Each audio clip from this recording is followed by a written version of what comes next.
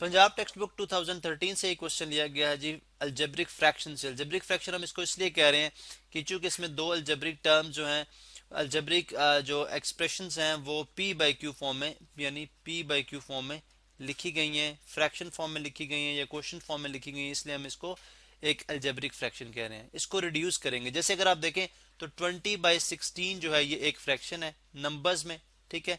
अब अगर हम इसको रिड्यूस करें तो हम बोलेंगे जी ये दोनों जो है वो 4 से डिवाइड हो सकती है, यानी 4 अगर आप इस तरह करें कि डिवाइडेड बाय 4 कर दें इसको भी, ठीक है, और डिवाइडेड बाय 4 कर दें इसको भी। चूंकि फ्रैक्शन के असूल हैं कि जिस नंबर से आप एक टर्म को डिवाइड करेंगे वो दूसरी को, यानी न्यूमरेटर को करेंगे वो डिनोमिनेटर को भी उसी से करना पड़ेगा। अब 4 5 20 होता है और 4 4 16 होता है, तो 5/4 आंसर आ गया। अब ये इसकी सिंपलेस्ट फॉर्म है, इससे मजीद हम इसको सिंप्लीफाई नहीं कर सकते। इसी तरह से इस फ्रैक्शन को भी हम सिंप्लीफाई करेंगे, इसकी लोवेस्ट फॉर्म के अंदर लेके आएंगे। किस तरह से करेंगे वो देख लेते हैं। हमारे पास स्टेप्स हैं। सबसे पहले ये कि हम इसको फैक्टराइज करना चाहते हैं, लेकिन फैक्टराइजेशन से भी पहले अगर हम देखें क्या इसके जो कोफिशिएंट्स हैं, यानी 3 18 और इस तरह जो कांस्टेंट 27 है, क्या किसी एक नंबर से डिवाइड हो सकते हैं, या इन अदर वर्ड हम ये कह रहे हैं कि क्या हम इसमें कॉमन ले सकते हैं। अब अगर आप देखें तो 3, अगर हम देखें तीनों 3 से डिवाइड हो सकते हैं, तो हम 3 से मल्टीप्लाई भी कराएंगे। सॉरी, यहाँ पे कलर चेंज करते हैं, डिफरेंट कलर यूज करते हैं। 3 से हम मल्टीप्लाई भी कराते हैं न्यूमरेटर को और डिवाइड भी कराते हैं, बिकॉज हमारे पास जो प्रॉपर असूल है या हम जो कॉमन लेने वाली प्रैक्टिस है, मैं इसलिए इसको थोड़ा सा एक्सप्लेन कर रहा हूँ कि बहुत सारे स्टूडेंट्स ऐसे हैं जिनको ये कॉमन लेने में प्रॉब्लम होती है। कॉमन लेना बेसिकली क्या है, इस पे हम बात करें 18x और प्लस 27। तो हमने क्या किया जी, हमें जिस लगा कि जिस नंबर से ये तीनों डिवाइड हो सकते हैं, हमने उससे मल्टीप्लाई भी करा दिया, डिवाइड भी करा दिया। और इसी तरह से आप डिनोमिनेटर में भी चेक कर सकते हैं कि कौन सा एक ऐसा हास नंबर है जिससे डिनोमिनेटर के जो कोफिशिएंट्स और कांस्टेंट है, कोफिशिएंट और कांस्टेंट है, वो डिवाइड हो सकते हैं। तो 545 नॉर्मल सी बात है कि 5 जिसके एंड पे 5 या 0 है वो 5 से डिवाइड हो सकता है। तो हमने 5 से मल्टीप्लाई भी करा दिया और डिवाइड भी करा दिया। X square minus 40, sorry 5x square minus 45 as it is रहेगा। नेक्स्ट स्टेप क्या होगा इसमें आप यहाँ पे देख सकते हैं कि हम हमारा जो नंबर मल्टीप्लाई हो रहा है वो मल्टीप्लाई होता रहेगा, और जो डिवाइड हो रहा है वो हम यहाँ पे 3x स्क्वायर और plus 18x plus 27 divided by यहाँ पे प्रॉपर लिखते हैं जी, डिवाइडेड बाय हमारे पास आ गया 3। यहाँ पे जो 3 से डिवाइड होगा वो इस तरह से लिख लिया जाएगा। और इसी तरह से अब यहाँ पे अगर आप देखें, सॉरी यहाँ पे अगर आप देखें तो 5 जो मल्टीप्लायर है मल्टीप्लाई होता रहेगा, और जो डिवाइड है वो हम उसको डिवाइड की फॉर्म में यहाँ पे लिख देंगे, ठीक है, डिवाइडेड बाय 5। अब नेक्स्ट जो स्टेप क्या होगा, 3 और 3 अकॉर्डिंग टू डिस्ट्रीब्यूटिव लॉ, चूंकि अगर एडिशन या नेगेटिव साइन हो, ठीक है, तो वो जो नंबर होगा वो सब से डिवाइड होगा। यानी ये 1/3 है, एक्चुअली 1/3 इंटू 1/3, जो ये नंबर है ये 1/3 है, तो सब से मल्टीप्लाई होगा, यानी 3x स्क्वायर इंटू 1/3, तो बेसिकली 3x स्क्वायर ओवर 3 हो जाएगा। यानी इस तरह से है कि 3 इंटू 1/3 इंटू 3x स्क्वायर और प्लस 18x और प्लस 27। तो डिस्ट्रीब्यूटिव लॉ यही कहता है कि ये जो 1/3 है ये सब के साथ मल्टीप्लाई होगा, ठीक है। तो एक्चुअली वो हम उसको इस फॉर्म में अगर लिख दें 3x स्क्वायर डिवाइडेड बाई 3, इसी तरह प्लस 18x ओवर 3, और इसी तरह से प्लस 27 ओवर 3, और इसी तरह से डिनोमिनेटर में जो हमारे हमारे पास जो है अलजेब्रिक एक्सप्रेशन उसके साथ भी हम इस तरह से ही करेंगे जी, 5x स्क्वायर ओवर 5, ठीक है, और माइनस 45 ओवर 5। अब यहाँ पे अगर आप देखें तो कैंसिलेशन बहुत आराम से हो सकती है। 3 3 से कैंसिल आउट हो जाएगा, 3 6 टाइम्स 18 हो जाएगा, और 3 9 टाइम्स 27। इसी तरह से यहाँ पे देखें 5 5 से कैंसिल, और 5 9 टाइम जो है वो 45 हो जाएगा। अब यहाँ पे नेक्स्ट स्टेप हमारे पास क्या हो सकता है, यहाँ पे अगर आप देखें जी नेक्स्ट स्टेप हमारे पास है, थोड़ा सा हम स्कोर कर लेते हैं ताकि स्क्रीन जो है हमारे पास प्रोमिनेंट हो जाए। यहाँ पे नेक्स्ट स्टेप हमारे पास हो जाएगा जी 3 into x square plus 6x plus 9, ठीक है। तो एक्चुअली ये बेसिकली हमारे पास कॉमन लेने की प्रैक्टिस जो है वो इस तरह से होती है, 5 इंटू एक्स स्क्वेयर और माइनस 9। अब नेक्स्ट होगा जी फैक्टराइजेशन करेंगे इसकी। फैक्टराइजेशन अगर आप ये देखें तो ये एक क्वाड्रेटिक इक्वेशन है। क्वाड्रेटिक इक्वेशन क्यों है, क्योंकि इसके अंदर अगर आप देखें तो जो x की पावर है वो कितनी है, 2 है, जिसमें x की पावर 2 होगी, ठीक है, और प्रोवाइडेड दैट के जो कोफिशिएंट ऑफ एक्स स्क्वायर है वो लाइक 0 के इक्वल ना हो, ठीक है, तो वो हमारे पास एक क्वाड्रेटिक इक्वेशन होती है।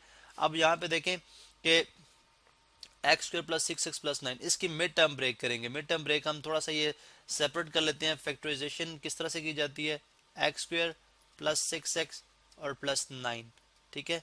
अब देखें यहाँ पे किस तरह से की जाएगी जी, x square plus 6x plus 9।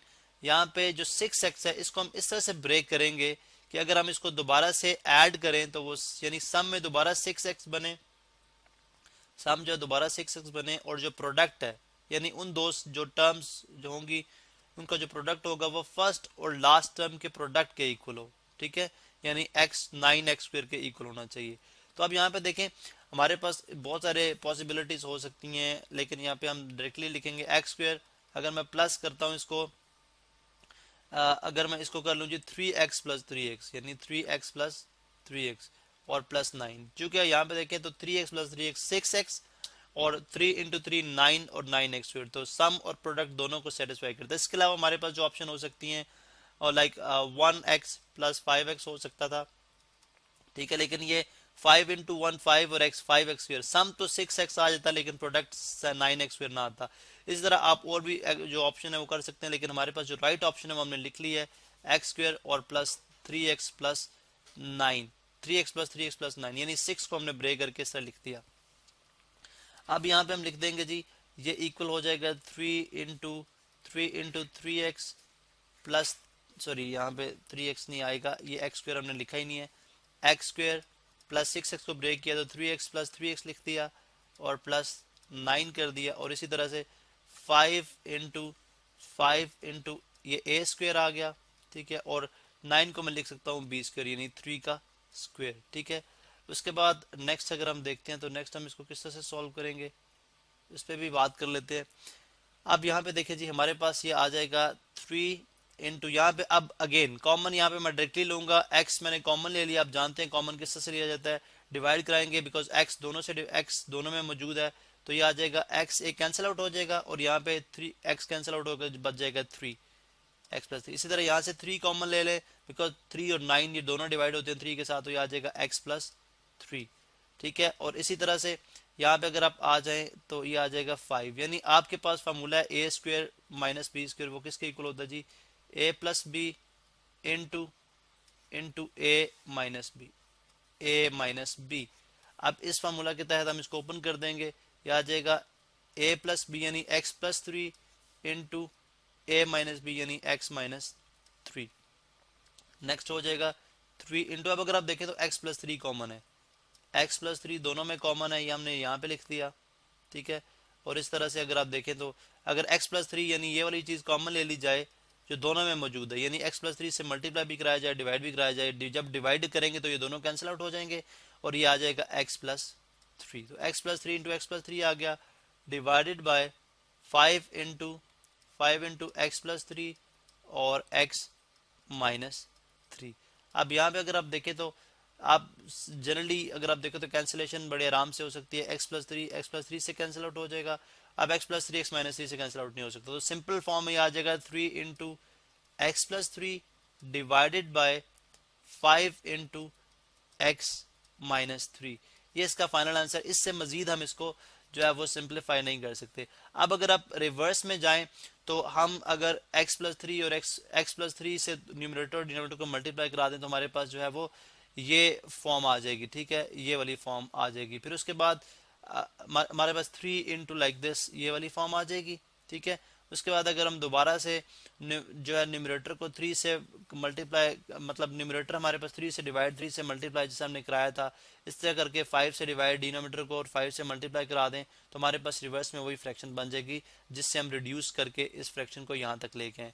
तो यहाँ पे अगर आप स्टेप्स को हाईलाइट करते हैं तो स्टेप सबसे पहले क्या होता है जी, सब मतलब अगर आप देखें तो सबसे पहले हमने मोनोमियल फैक्टर्स बनाए। मोनोमियल फैक्टर से मुराद के हमने जो कांस्टेंट नंबर थे वो फैक्टर्स जो थे वो हमने उसको रिड्यूस किया, ठीक है। तो यहाँ पे आप अगर लिखना चाहते हैं तो मोनोमियल फैक्टर्स लिख सकते हैं, ठीक है, मोनोमियल फैक्टर्स, ठीक है।